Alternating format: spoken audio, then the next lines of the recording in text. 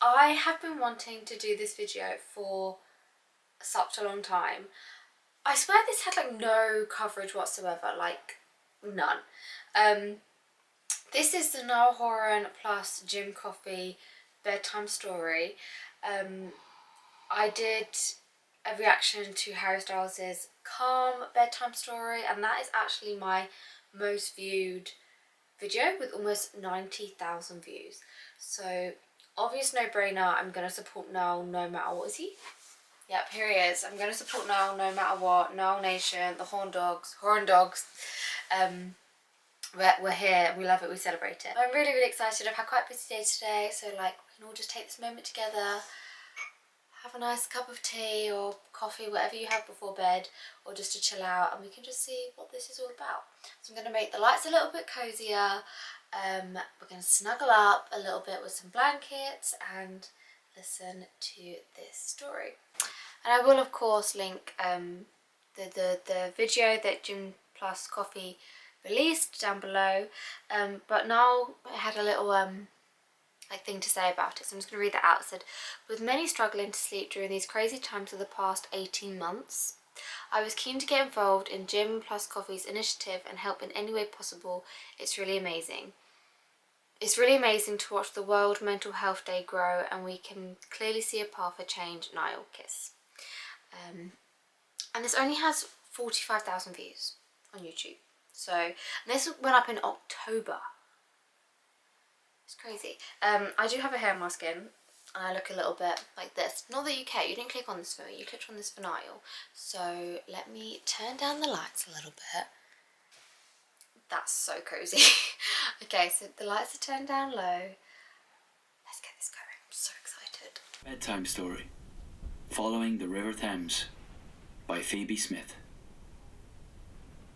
There is something very special about following a river. The way it forces you to go at its own speed and in its own direction, sometimes weaving in a huge arc rather than taking the most direct path. It meanders. It takes its time. No matter whether you walk alongside it, swim in its rivers, or take to the surface on a kayak, canoe, or stand-up paddleboard, you are disconnecting from the frantic pace of everyday life and reconnecting with nature's timetable, soothing your senses and calming your mind. I'm Niall HORAN, and on behalf of Gym+Coffee, I'm here to help you retune with the natural world on World Mental Health Day. I'll be guiding you on a journey along the River Thames, from its source to the sea. So snuggle down, take a slow, soothing, deep breath. Close your eyes, and I'll begin. We start in the tiny hamlet of Kemble, in a peaceful meadow in the county of Gloucestershire. Here, a simple marker stone states that this is Thames Head, the beginning of England's longest river. It's this channel of water that we will follow together as it begins its long journey towards the sea, inching its way ever east. As we begin, the sun is breaking through the early morning mist, signalling the start of a brand new day. The cheerful call of the house sparrow, song thrush, and chiff-chaff sing out the dawn chorus in a harmonious melody. At our feet, the dew on the grass collects in large, friendly droplets and slowly drips down to the soil, providing this place with life-affirming water. All is still. The air is filled only with a natural and serene soundscape. Listening carefully, you can hear your own breath as you survey the scene. You take it all in as you inhale deeply and exhale slowly. Even at this early stage of our journey, amid the limestone hills of the Cotswolds, the river is already teaching us to slow down and to drink in every part of the voyage ahead. We will go with its flow, floating along sedately as if in a dream. At first we are in the countryside, where the grass is moved gently by the wind.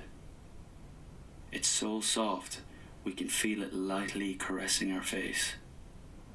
We wind through Cotswold Water Park, where 140 lakes pockmark the landscape, sparkling as though precious jewels in the early pink light of sunrise. Butterflies flutter delicately in the air as we trickle towards the first community on the river, Cricklade. This Wiltshire town is filled with buildings from as far back as the 13th century. Yet, as impressive as the man-made is, standing for many hundreds of years, the river that flows alongside it, our river, is much older still. We begin to curve north, slowly toward Lechlade-on-Thames, a market town on the border of the Cotswolds, where boaters navigate through locks watched over by the ancient spire on St. Lawrence's Church. This is also the place where we see the statue of Old Father Thames, the creator who sits overlooking his great waterway. As we pass by, the sound of a swan's feathered wings moving up and down through the air assures us of their comforting presence. Together we watch as these most graceful of birds skim the water with their feet. They take their time to come to a perfect, long and slow glide, landing seemingly effortlessly, alongside kayakers who dip their paddles into the water. They are, as we are, all languishing in the meditative quality that moving water can inspire. We float alongside more countryside, passing weirs, welcoming tributaries into this widening waterway and drifting beneath the strong stone bridges that span it. At Newbridge, the trees' leafy garlands festoon the edge of the river, draping their green finery like a curtain on its banks. People sit on the grass and watch the water move slowly by, while above, thick white clouds also drift amid the blue. From the small settlement, the river is headed to the city of dreaming spires, Oxford. But instead of taking what appears to be the most direct route, it instead does what rivers do best. It meanders in no particular hurry, cleaving its way northward in a great sweeping bow.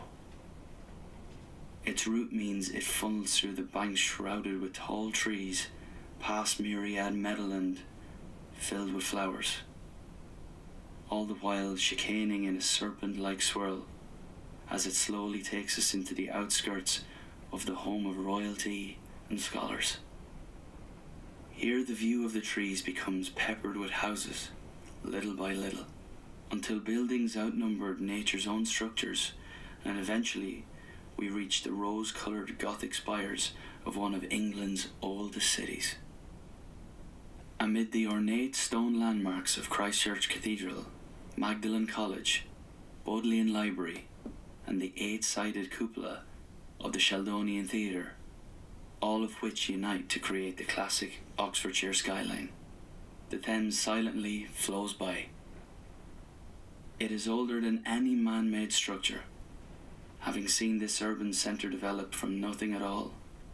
As Oxford, like many cities, has evolved and continues to change over time, it is somehow comforting to think that the river, our river, will keep flowing, unconcerned, on its never-ending journey towards the sea. Wooden punts make their way on its surface now, sliding along with each dip of the long pole, masterfully handled by its punter. Alongside are lines of hedgerows home to birds including skylarks and yellowhammer, and river-dwelling animals, otters and water voles. Islands dot the water, where one in particular is swathed by willows, once used for weaving baskets and crafting carts, making use of nature's bounty. Wildflowers peep out from the long grass, the blooms of cuckoo flower visited by orange-tipped butterfly, who flutter mindfully and gracefully from one blossom to another. As our river moves out of the cityscape, spilling drop by drop towards its final goal, it is united with other waterways who trickle into it in braids.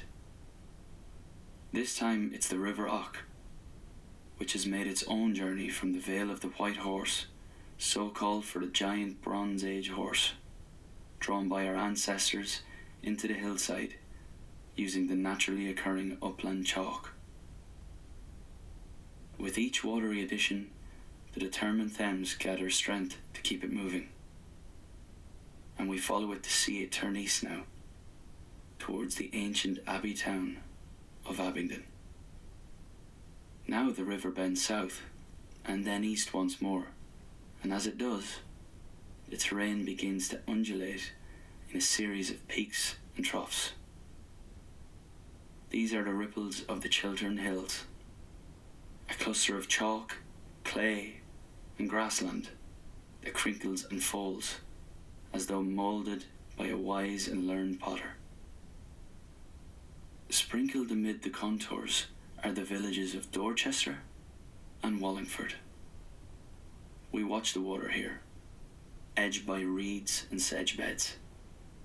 A flash of blue, shining and true, tells us that the kingfisher are here with us. While they appear and disappear into the foliage, like some kind of elaborate magic trick, above us the orange and cream feathers on the wings of red kites float on the thermals as they move in concentric circles, surveying our scene from a truly unique perspective. As the river banks get steeper, we enter the ancient settlements of Goring and Streatley. These twin Victorian villages share the river, though one is in the county of Oxfordshire and the other in Berkshire. One sits on the edge of the Chilterns, the other on the North Wessex Downs. The river unifies them, flowing through what is known as the Goring Gap. We drift onwards, spilling out towards Pangbourne, the place that inspired the stories in Kenneth Grahame's The Wind and the Willows. A world he created where animals can talk and have journeys on the river just like us. We edge alongside the hills, now heading slightly north, to curve through the city of Reading, weave alongside Henley, where each year the river is filled with boats at the annual regatta, and finally through Marlow.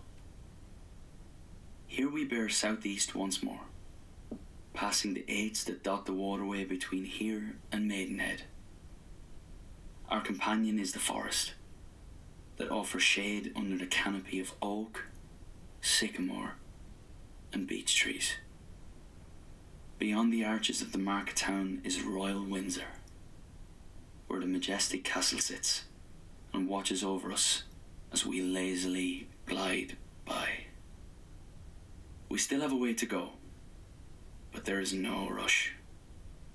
Instead, we take our cue from the ripples on the water surface and allow the pace to be set for us.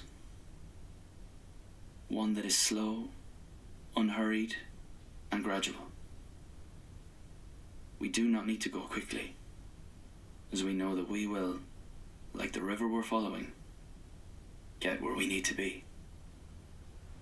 Passing by Runnymede, we spy the oldest tree by the water, and this is the signal, the natural marker, that Greater London is within reach. But despite the urban beginning to make its appearance once more, we do not need to be caught up in its energy, for our river will guide us safely through it and beyond. we begin to see settlements alongside Chertsey, Shepperton, and Teddington. And it is here that the slow, measured river now becomes a tidal waterway. Navigating into the capital city of London, the sun begins to set. The sky is filled with muted colours of orange, purple, and red. Lights on the buildings that line our channel, one by one, begin to glow. Dusk is upon us now,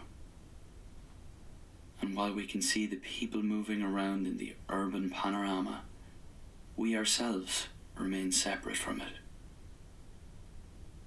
We acknowledge their pace, but we are observers only, and not part of that rushed world. Instead, we continue on as we have since the beginning, faithfully following our wise river, gently, gradually, and now pulled only by the tide. Soon the half-light has turned to night itself, and the darkness of the sky looks inky black against the luminosity of the metropolis. We drift on, passing the welcoming arms of Tower Bridge. We move slowly, mesmerised by the circular lights of the London Eye, and we gaze at the many shapes and curves of Canary Wharf's architectural wonders, each one appearing as an afterglow as we steadily make our way ever onwards. It's here where the swirls and bends of the river create an arching pathway towards the sea. Even though our destination is close now, we do not change our pace. We remain on course. We flow through the Thames barriers where our final section begins. From such small beginnings, this thread-like watercourse has now become a wide river. Above us, the moon is rising, its white beam now providing us with a comforting shimmer, lighting our way forwards, onwards. Its beauty hides its strength, one that is mighty enough to pull the tides. As we move, stars are our constant friends, and we lie back and watch them overhead.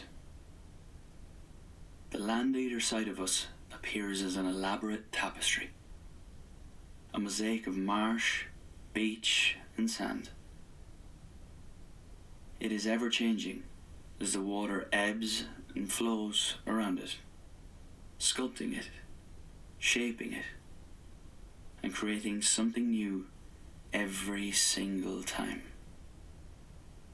The land will not resist. It will move with the water in perfect unison. And then it's here, upon us, the endless sea.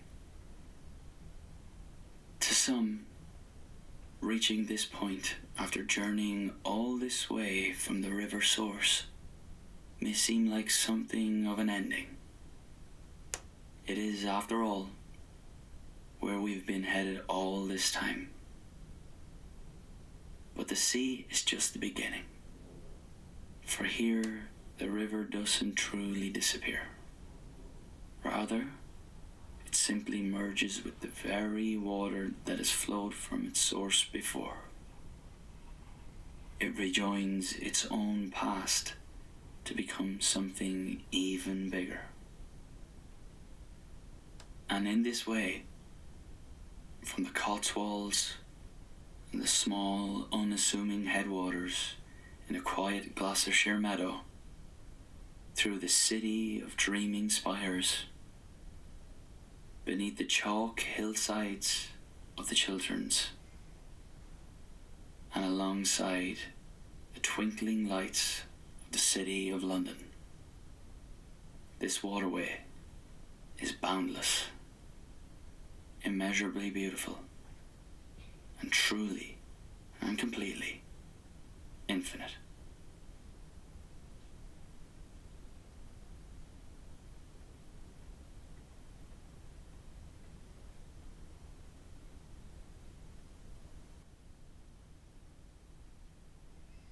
Oh, that's it. Oh. About 20 minutes long. Wow. Wow. Oh my gosh. You know when you're listening to it and you don't think it's that good or relaxing, and then it stops and you're like, oh. Gosh. I mean, I'm pretty gutted Phoebe Smith didn't include Kent. You know, it goes London, Kent, Dover, and then the sea, but we'll allow it. Oh, at first I thought it was quite, like, not very relaxing, like there was no music. Obviously my mind immediately goes to compare it to Carrie's Calm one, which had music. And there wasn't much space in between the sentences to, like, drift off or, like, imagine it. And for me, the geography of it kind of made it not feel very calm, because I was just trying to think, where is that? Oh yeah, I know someone that lives there. Like, and then next is this, and next is this. But I guess that's the point, because then towards the end, he keeps reaffirming to you that, like, we're going at a slow pace. And I started to calm down, like, when I got closer to, like, places that I recognised. But anyway, it was really nice. The Irish accent does something, though. It kind of, you feel safe. Like, I almost feel like he was just, like, brushing my hair, like, just literally reading me a bedtime story. Gosh, I love that. I feel like I've just meditated for about 4 hours. Like, my body just feels like, I must have, like, had a cat nap. Like, I would have liked something at the end, like a good night, or like a hope you enjoyed. I've been HORAN. Like, I don't know. But no, it was really, I'd listen to that again, definitely, 100%. I literally could have fallen asleep then. If I didn't have the, like, equipment out, I would have just, you know. But, well, that's that. I know you don't like me talking very much when I do reviews like this, so I'll shut up. Zane did something similar, but Zane actually went to sleep on Alive, which I find a bit kind of, like, too vulnerable for me to watch and react to. Yeah, if Liam or Louis do anything similar, I will definitely react to that. If Zane does anything again, I will react to that. Or even if they just have, like, a really relaxing song, like Louis coming out of an album soon, Liam is working on music. Maybe I should, like, go through Zane's stuff and, like, see what kind of, like, the most relaxing song to sleep to would be. That could be quite interesting. But anyhow, I will love you and leave you, my darling. I hope you're having a great chilled out time. Niall, we love you. Thank you for doing this. Thank you to Gym+Coffee. Very just zen and calm right now. And I will definitely leave the link in the description box. So thank you for watching, and